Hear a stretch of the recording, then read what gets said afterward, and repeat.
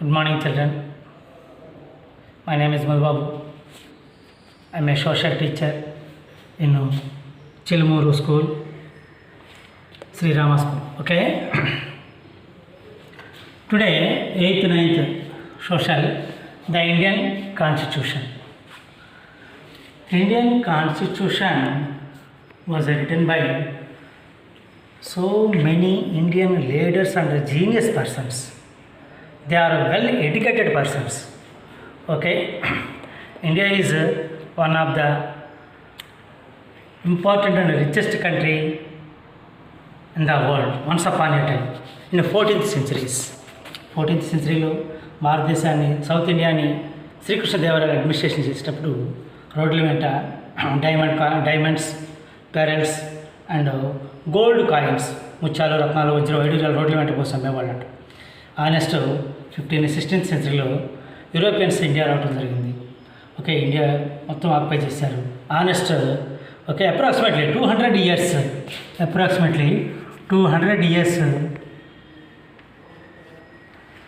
Okay administrated by Britishers in India.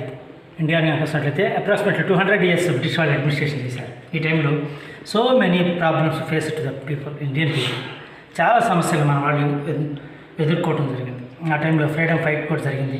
1857లో first sepoy mutiny, first independence war in India 1857.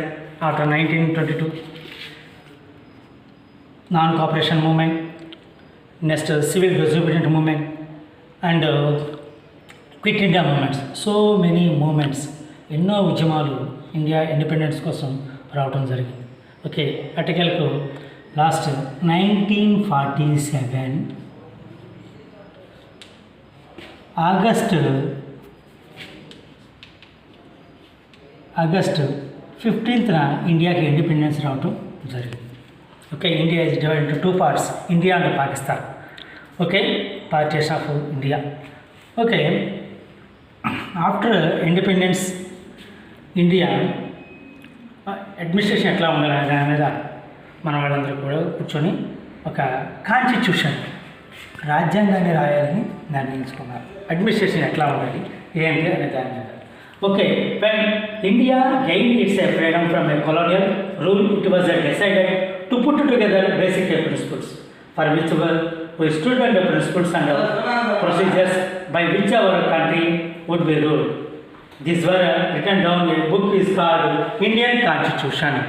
This was a book is called Indian Constitution. Okay, once upon a time 1928 1928 Motilal Nehru first Indian constitution రాయటం.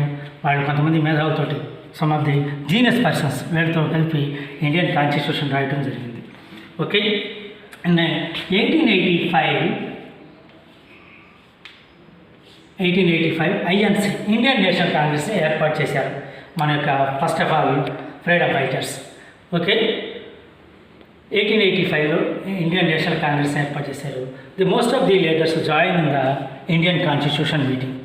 ఎక్కువ మంది కనుక వస్తున్నట్లయితే Indian constitution రాయడానికి ఫస్ట్లో 1928లో start చేసి రాశారు.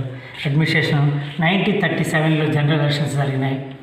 Okay, అక్కడ కనుక వస్తున్నట్లయితే వెరీ వీక్ అసెంబ్లీస్ ఏర్పాటు చేయడం జరిగింది. ఆఫ్టర్ కనుక చూసినట్లయితే 1947 నాటి నుంచి కనుక చూసినట్లయితే ఆఫ్టర్ ఇండిపెండెన్స్ మన ఇండియాకి ఒక స్ట్రాంగ్ కాన్స్టిట్యూషన్ని రాస్తూ ఉన్నారు. ఇండియన్ కాన్స్టిట్యూషన్ రాయడానికి ఎప్పుడు స్టార్ట్ చేశారంటే 1946లో స్టార్ట్ చేశారు ఇండియన్ కాన్స్టిట్యూషన్ రాయటం. ఇది ఎప్పుడు కంప్లీట్ అయిందంటే 1949 నవంబర్ 26 నాటికి ఇండియన్ కాన్స్టిట్యూషన్ రైటింగ్ కంప్లీట్ అయిపోయింది. 1950 జనవరి 26 నుంచి ఇండియన్ కాన్స్టిట్యూషన్ అమల్లోకి రావడం జరిగింది. ఇండియన్ కాన్స్టిట్యూషన్ రాయడానికి కొంతమంది most of the genius persons throughout India.